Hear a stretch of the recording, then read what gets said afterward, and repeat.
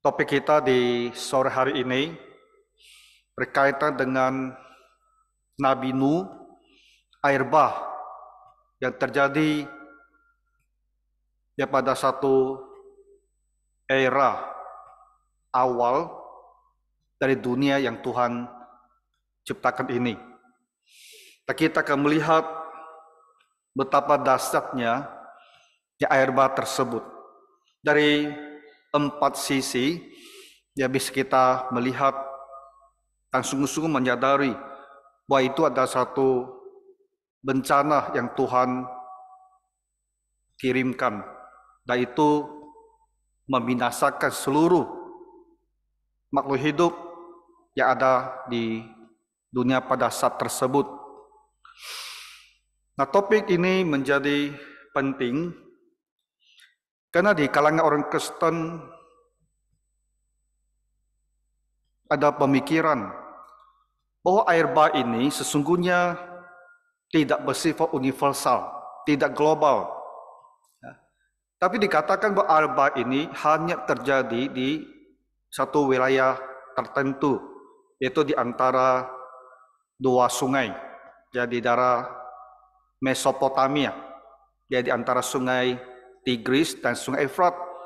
Dan kata lain, mereka kata itu hanya terjadi di daerah yang kita sebut sebagai negara Irak pada saat ini. Dia sifatnya hanya lokal saja, bukan mendunia.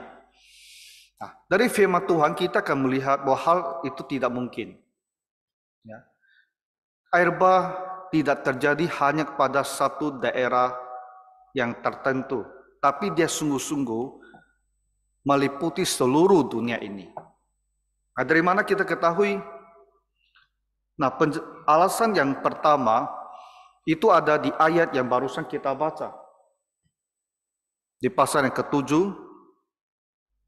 ayat ke-19 sampai 20. Ini ayat kuncinya. Dikatakan demikian bahwa ayat itu sangat hebatnya, bertambah-tambah. Terus menerus air dari bawah, dari bumi itu naik, dan dari langit itu turun, bertambah-tambah dan naik dengan hebatnya, makin sangat hebatnya, bertambah-tambah meliputi bumi. Kemudian katakan ditutupinya lah segala gunung tinggi di seluruh kolong langit.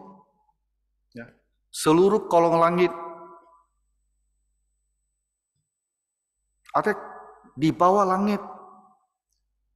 Semua gunung yang ada di bawah langit itu sudah ditutupi oleh air itu. Sampai 15 hasta di atasnya. Jadi kalau ini adalah gunung yang paling tinggi, dia airnya masih lebih tinggi 15 hasta. Kalau 1 hasta 45 cm, nah kita kalikan. Kasarnya sekitar mendekati 7 meter itu. Dari gunung yang paling tinggi itu, airnya masih 7 meter di atas. Nah, dan kita tahu sifat air itu selalu mengalir ke bawah. Dia tidak akan bisa sampai di atas gunung paling tinggi 7 meter kalau airnya itu belum menggenapi tapak ini. Kalau di sini masih kosong, dia akan terus turun. Paham kan kita semua kan? Nah, makanya saya bilang ini ayat kuncinya. Kalau semua gunung, termasuk gunung paling tinggi, sudah digenangi sampai 7 meter di atasnya, itu berarti seluruh bumi sudah penuh dengan air. Jadi ini alasan yang pertama, kenapa ketika kita membaca kitab suci, kita menyadari bahwa ini bukan hanya terjadi di daerah Mesopotamia. Lebih luas daripada Mesopotamia, bahkan ke seluruh wilayah bumi ini. Kedua, air bah ini menggenangi bumi lebih daripada 1 tahun. Kita coba lihat mulai dari ayat pasal ke-7, ayat ke-11 dikatakan apa? Pada waktu Nabi Nuh 600 tahun, pada bulan, nah ini yang pentingnya. Ya, pada bulan yang kedua, pada hari yang ke-17, pada hari itulah terbelah segala mata air samudra raya yang dasar dan terbukalah tingkat-tingkat langit. Nah, jadi permulaan air itu muncul itu adalah pada bulan yang kedua pada hari ke-17. Dia ingat ini, ya. Bulan kedua 17. Ingat ya, 2:17. Lalu kita dikasih gambaran ya, bagaimana kondisinya, bagaimana bertambahnya air itu. Dan turunlah hujan lebat meliputi 40 hari 40 malam. Lalu di pasal ke-8 dikatakan, jadi setelah air itu turun 40 hari 40 malam itu menggenangi seluruh bumi. Tapi air itu butuh lebih daripada 1 tahun sampai dia surut dan tanahnya bisa dibilang kering. Itu butuh daripada 1 tahun. Coba kita lihat. Ya, mulai di pasal ke-4 ayat ke-3 dikatakan, makin surutlah air itu dari muka bumi. Demikianlah berkurang air sesudah 150 hari. Ya. Jadi 40 hari dia menggenang. Habis itu dia mulai diserap ke dalam. Dan membutuhkan 150 hari air itu berkurangnya. Tapi dia tetap ada air, hanya berkurang gitu loh. Karena kita harus ingat, setelah 40 hari seluruh bumi sampai gunung paling itu tergenang air. Ya. Kamu butuh 150 hari bagi air itu mulai menurun. Sampai bulan yang ke-10 makin berkuranglah air, dia terus menurun. Sampai bulan ke-10, dalam bulan ke-10, pada tanggal 1 bulan itu tampaklah puncak-puncak gunung. Nah, bulan kedua, tanggal 17, air mulai. Bulan ke-10, berarti udah hampir 8 bulan. Bulan ke-10 baru nampak puncak gunung. Di air itu begitu banyak. Butuh waktu yang begitu banyak untuk pelan-pelan kembali ke bumi. 8 bulan kemudian barulah mulai lihat puncak-puncak gunung. Lalu sesudah lewat 40 hari lagi, bahtera Nabi Nuh, maka Nuh membuka tingkap yang dibuatnya pada bahtera. 40 hari kemudian, karena sudah nampak tingkap langit, berarti sudah ada tempat yang tak ada air. Dia tunggu 40 hari, dia buka tingkap tuh lihat gitu. Tapi masih air. Ia menunggu 7 hari lagi, kemudian dilepaskanlah pula burung merpati itu dari bahtera. Selanjutnya ditunggunya pula 7 hari lagi, kemudian dilepaskannya burung merpati itu, dan burung itu tidak kembali lagi kepadanya. Lalu ditariklah satu kesimpulan, dalam bulan kedua, pada hari yang ke-27 bulan itu, bumi telah kering. Jadi dari mulai air itu muncul dan turun, sampai bumi itu dikatakan kering, dari bulan 2 tanggal 17 sampai bulan 2 tanggal 27. 2:17, 2:27. Berarti apa? 1 tahun 10 hari. Ya. 1 tahun 10 hari, barulah bumi itu kembali seperti sedia kala.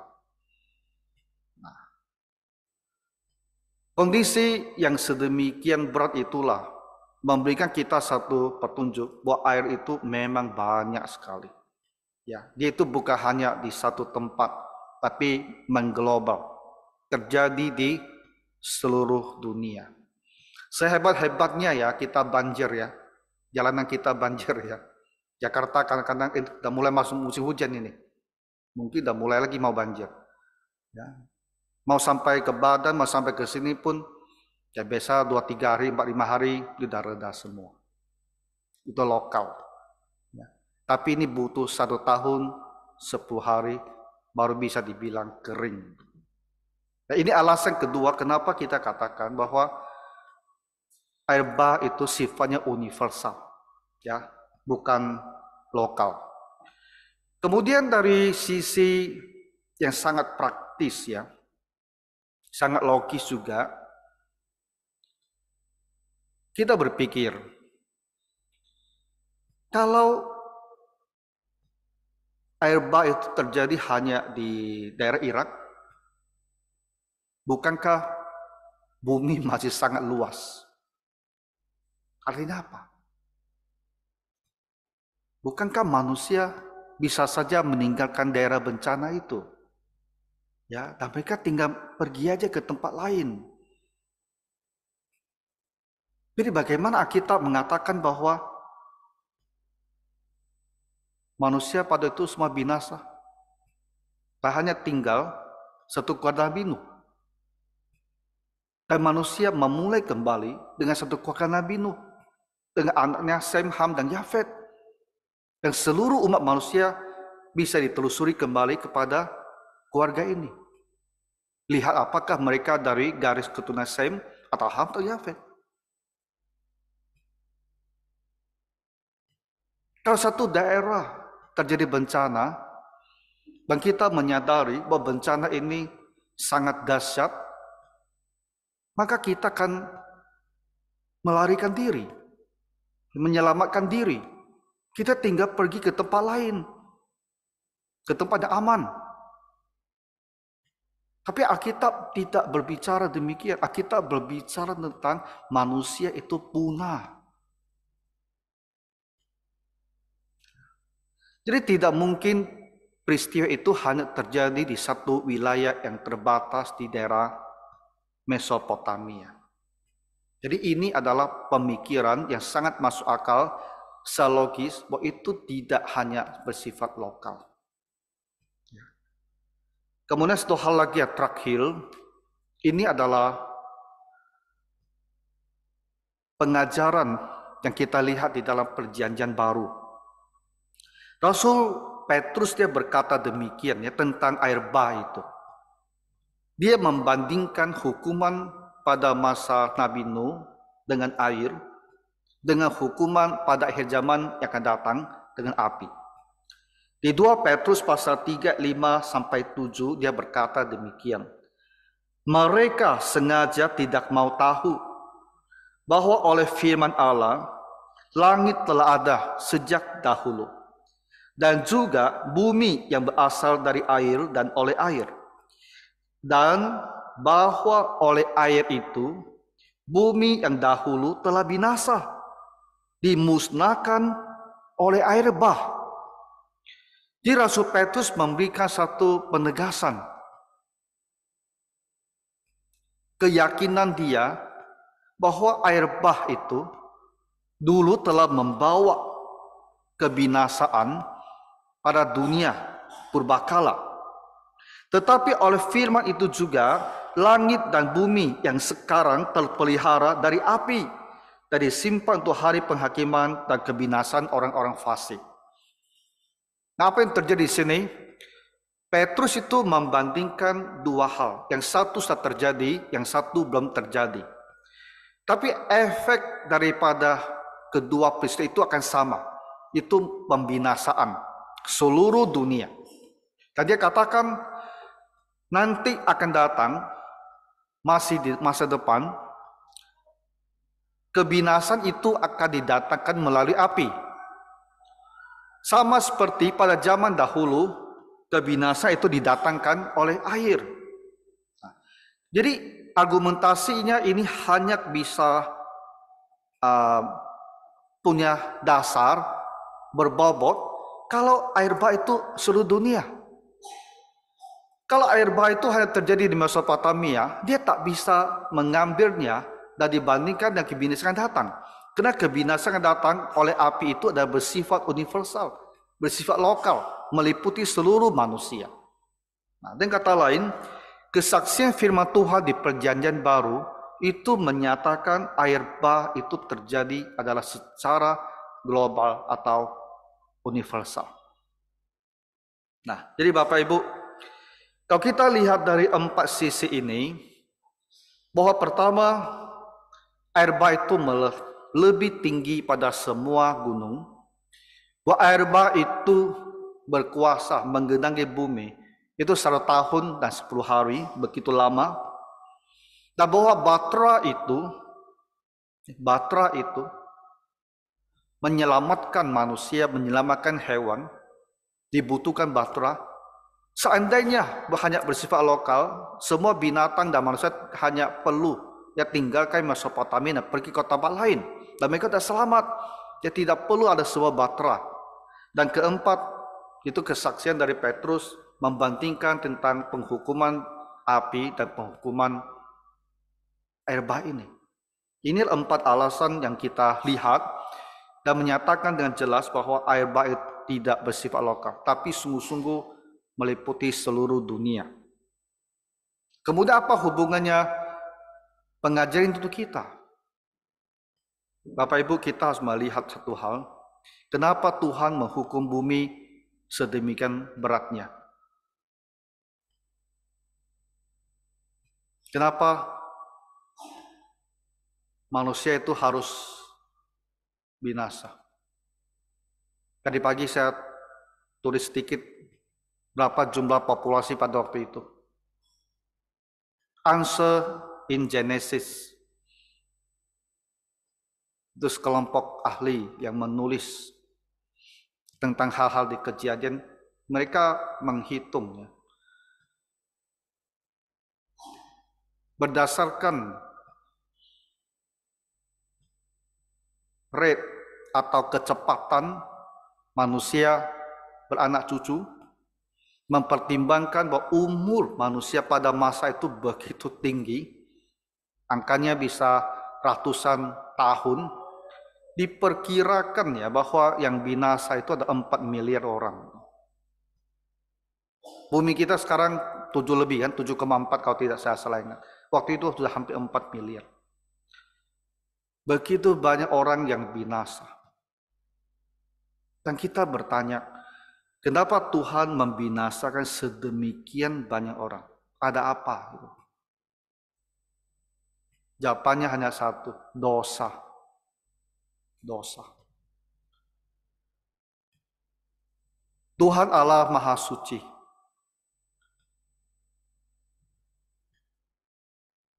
Ada waktunya Tuhan sudah tidak bisa lagi mentolerir dosa umat manusia. Dan ketika kita melihat ada hukuman sedemikian dahsyat kepada manusia berdosa, maka kita harus sungguh-sungguh menyadari bahwa Tuhan itu benar-benar membenci dosa. Jadi untuk kita sekarang, kita hidup harus menjauhi dosa.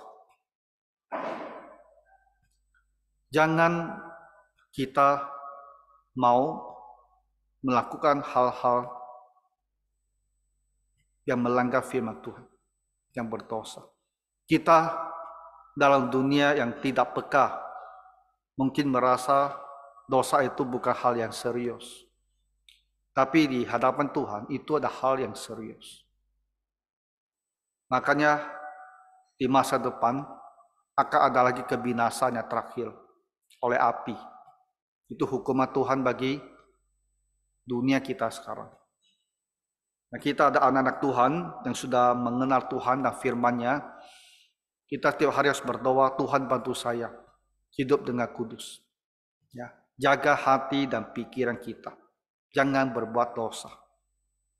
Nah, dosa itu dibenci oleh Tuhan. Ya, minggu depan kita akan mendengar khotbah terakhir, yaitu antara dua penghukuman ini, api dan air. Dari situlah kita bisa melihat betapa mengerikan penghukuman itu terhadap dosa. Tuhan kiranya menolong kita semua. Mari kita berdoa. Tuhan Bapa Surgawi, firman-Mu adalah kebenaran. Maka bantulah kami untuk membaca firman-Mu, supaya kami bisa tahu apa yang Tuhan tuliskan.